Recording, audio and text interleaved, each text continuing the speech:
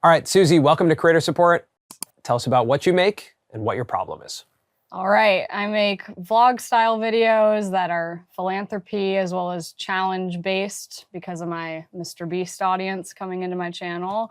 My problem is just that I feel like they're there because I was in Mr. Beast challenges. So I want to create a meaningful, lasting audience who watches me for me and wants to feel inspired by the content I make, but feels like they just care that I'm chained to my ex or locked in a room for 100 days. A lot of people get a large sum of audience from something they did, right? And obviously with you, you're like a main character in 2 Mr. Beast challenges, which probably in aggregate have close to 500 million views.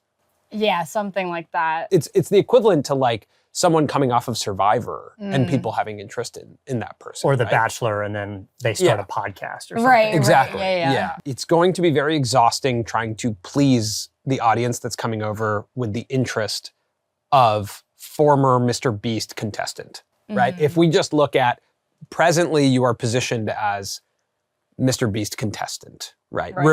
And the only other word that I want after that is reveals, right? Reveals something about the challenge, about the follow-up with your ex, about like there's so many things that I'm interested in, but that actually don't really have to do with Susie Taylor. They have to do with former Mr. Beast contestant.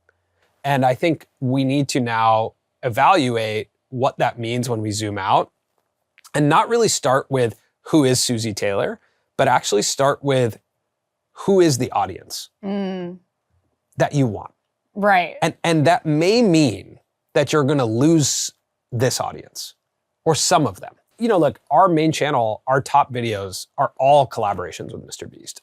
A large portion of our audience and the way people know who we are is because of us collaborating with Mr. Beast. The reason we even collaborated with Mr. Beast was to tell stories about creators that were relevant to our audience of creators. And when you know the audience, when you know, oh, we're speaking to creators, it's a lot more clear what to make next and what the value exchange is between you and your audience. Yeah. Right? Totally. So this is something that we call the audience audit worksheet. And we're gonna do 2 steps in this process. The first step is we're gonna try and come up with somewhere between 3 and 4 buckets of defined audience groups. Okay. So like, who are these people that you want to talk to? I want to speak to people who feel like they're a bit like stuck where they are in life, in a sort of job that they don't like, or just wanting to make a transition into like something they're more passionate about. So I just want to be able to tell them, hey, I made my dream life happen as soon as I adopted this mindset of like, I can make it happen. I just want to like have people feel more inspired. Okay.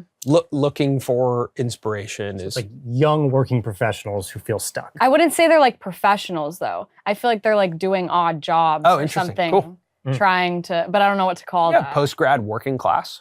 Yeah, working class. Yeah, that's Right, good. just- Like they work at a coffee shop. Right. They don't even have like the corporate job Post-grad figuring it out. yet. Yeah. Okay, let's write down post-grad figuring it out. I like that. So if you're a creator who is going through a transition or feeling stuck or maybe just starting out, all these exercises that we do with Susie are super helpful and valuable. They've been valuable to us throughout our journey, and I think you guys would really like them. So if you want to follow along and do these, just click the link in the description. You just put in your email and we will send you these worksheets and you can follow along with this video. Like I want my story to be able to impact them, you know? Because I think a lot of the questions that I could use kind of to my advantage is that people always ask like, how did you even get in a Mr. Beast video? Like, I feel like, you know, you're just a random character whenever you're in a Mr. Beast video. How did you get into it? And I think it's just from, man, the lore is deep, but I basically would like PA on random shoots and things. Got it. For various YouTubers, and I became good friends with Eric. I did one video, it was like a dating video thing that then they like saw my personality a good amount, had me consistently in videos more. Like I did like 5 videos, and then as soon as I like quit my job and like pursued YouTube full time, it was literally when I got the call for the Mr. Beast video, the 100-day one. So that's why I say as soon as I believed in myself was when like things happened. Have you told that story? No. Maybe I need to. Yeah, I mean, that sounds like the first thing. Yeah. Yeah, what I hear from that story is like talking about the small steps that you can take. Yeah. Not like, I think like being inspired to chase a big dream is really overwhelming. But the story you're just telling right now is like, what's the small step? Well, I want to be in the scene, so I'm going to PA. I'm going to try and figure out how to PA. Yeah. Right. So that's interesting. I would love to see a video eventually aimed directly at people who are waiting tables that don't want to be. Okay. Like how Yeah, I to like stop that. waiting tables and chase X, Uh-huh, right? Or something yeah. like that. Yeah. I like that a lot. Watch this if you're a waiter and don't like it. So let's also define like who else do they watch on YouTube? Mm, Like what's the video someone would watch before watching a Susie Taylor video? I mean, like, let's say even like Matt Diavella or like Feels like a Mel Robbins audience. or Mel to me. Robbins. yeah, Mel Robbins. Okay, Like, great. that feels Watches like- Mel Robbins. That's Just- yeah. I- That feels to yeah. me like Yeah. that's where your audience. I hangs watch out. Mel Robbins. Great. Great. Amazing. Yeah. Yeah. I mean, one of the things in this process that I would say that's really important is describing yourself, because it's very hard to speak to an audience that you think you know. Yeah. But Yeah. but when you are a member of your own audience, that is when the most successful YouTube content happens, because that's like you're being very honest. I think one of your problems is right now is like, how much do you care about former Mr. Beast contestants? I mean, yeah, I don't care at all. So then, I guess you I'm can't- one, obviously. But, yeah, you know. but you can't empathize with someone who does care. Yeah. Yeah. No, that's true. So that's like, this is a term that Yester uses, but like, like seekers, like someone who is seeking a better life. Yeah. Yeah, I think Like- Seekers is good. Yeah, I like when we're talking and there's a really visual representation. Like when you said like up late Yeah, at night yeah, searching. that's cool. I'm like, well, that could inform a thumbnail, right? 'Cause Right. There's a visceral reaction to someone up late at night in their bed, laptop on, Yeah. glowing screen, Yeah. trying to figure stuff out. Right. All right, what's our third identity? I would say a lot of my audience, Mhm. and like my most viral videos really too, Mhm. are from the I spent blank amount of dollars from Mr. Beast videos.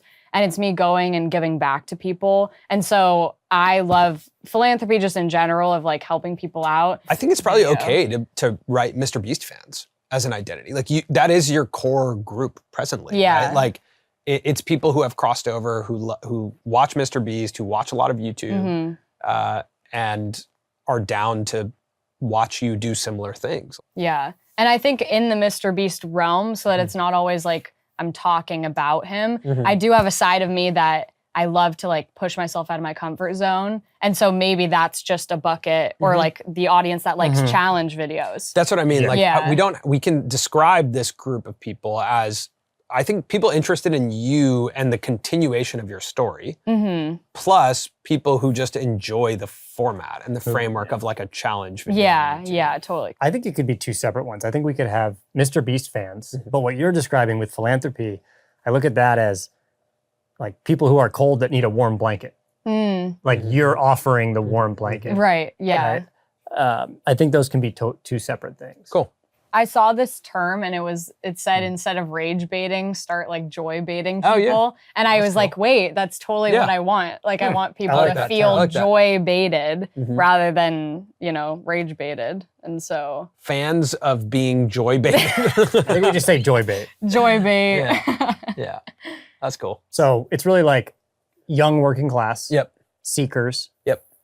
Mr. Beast fans, joy baiters. Joy baiters. Yeah. Yep. I think we're in a place where this makes sense. Yeah. So our next step is to understand, like, how do you deliver on this? This is a worksheet called Identity, Emotion, and Action. So we're going to write down identities. So we're going to write down those 4 that we had. And then we're going to say, what's the emotion we want people to feel? Okay. And what's the action we want them to take after watching one of your videos? Ooh, I like this. Yeah. Okay. What's the emotion we want the young working class person to feel? Motivation. Cool. What about the seekers, the ones who are looking for that kind of content? Is it the same thing? It seems pretty similar. I don't know if this is the exact word, but like prepared. Meaning like I was going to say confident. confident. Yeah. Like a seeker who's like, I want to do something, but I don't know how to do it. Yeah. Do they watch your video and go like, oh, now I know. Yeah, now I yeah. know the first step. I like that. Like this is step 1 and that's Yeah. step 2 in a way. Yeah, yeah, of the exactly. So seeker. confident Yeah. is cool. Yeah, I like confident. Cool. Mr. Beast fans, I have a thought. Okay. Connected. Oh. I think you want that group of people to go, I watched Susie that one time, but now I just feel connected to her journey. Right? Yeah, I There's like like a that. vulnerability to it. And like, again, there might only be 100,000 or 30,000 of those people who feel connected to you. Right. But it's important for you to think, again, like telling the story of how you got on there will make them feel connected to the journey, right? Right.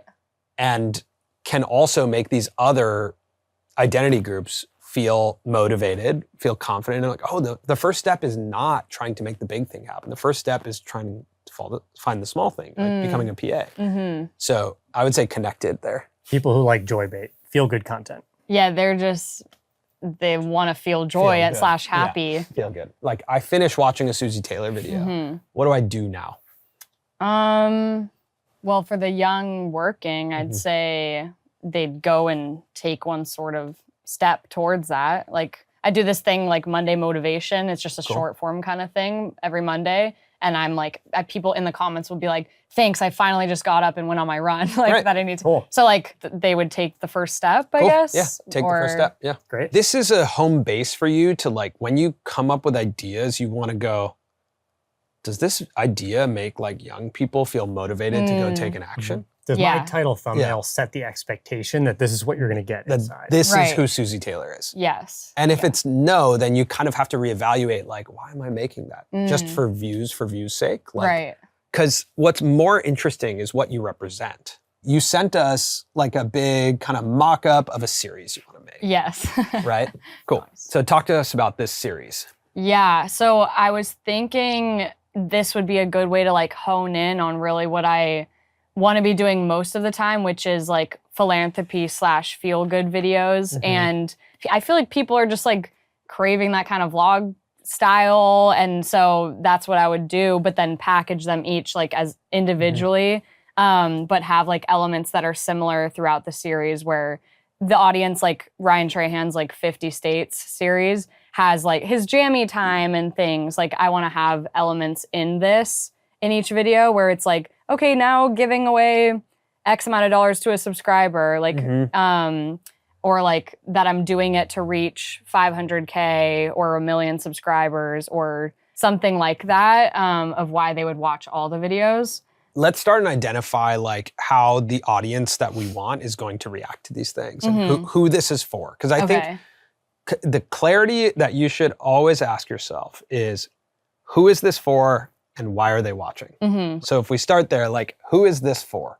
$1 versus $1,000 Christmas gift. The Mr. Beast fans. This is for the Mr. Beast fan, right? This is for fans of challenge content. And not even necessarily the Mr. Beast people who are interested in the continuation of your story. Of you. It's a pretty small group, actually, from the list that we just identified. A couple of titles I like here are like, I made my best friend's Christmas dream come true, or like, I surprised my parents with their dream cars. Is there something you could do to like speak to your story of like, I used Mr. Beast's money to... So I had an idea where this series actually originally would just be like me each episode for 12 Days of Christmas. I'm like dwindling all the money I just made.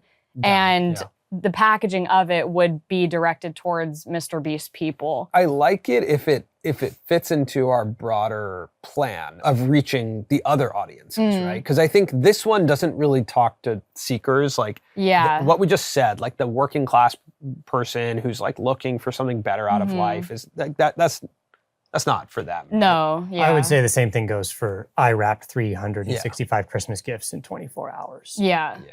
Views for views' sake is a fine strategy. It's not a long-term strategy. No, and I don't want that. Because you're just going to be chasing high viewership ideas.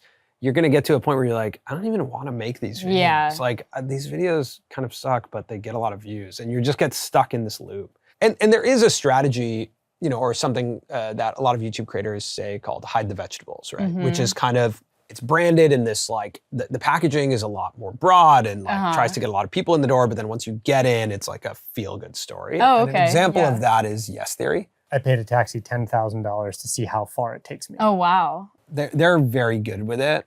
So Okay. that video is like, that's a concept-based video, right? And then when you get inside of that video, it's about the relationship of the taxi driver Reg with his family and his son and the debt he's in, and like, it goes so It's deep. entirely about that. It's entirely about the human story. So you could do that. I would be okay with some of these if you deliver what a Susie Taylor video is one that speaks to those audience groups and helps you get unstuck in your life.